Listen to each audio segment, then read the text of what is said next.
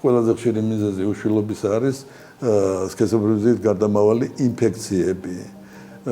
რომელიც ჩვენ დასავალალოდ მიმდინარეობს ფარულად. და პაციენტი ვერაფერს შივილები არა განსაკუთრებით მამაკაცები და არ მიდიან ექიმთან. რატომ უნდა მივიდე არაფერი არ მაწუხებს. და ძალიან ხშირად ესე იგი აღმოვაჩენთ ხოლმე რომ მოვა უკვე უშვილობის გამო ძირითადად ქალი ჩვენთან და აღმოვაჩენთ რომ მილები გაუვალი აქვს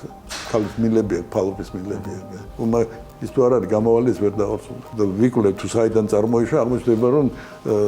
3-4-5 წლის წინათ რაღაცა ქონდა გადატანილი და შედეგად ვიღებს იმას რომ ქალებში ვითარდება მილების გაუვალობა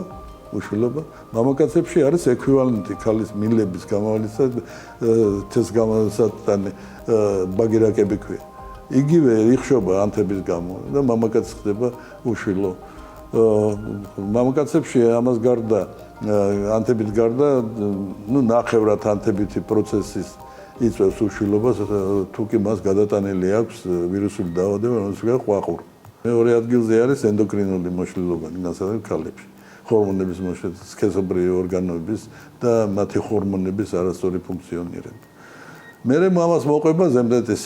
სიმსუქნე პირი მიზეზი არის ეკოლოგია მერე ნარკოტიკები მოდის და მერე გენეტიკური ფაქტორები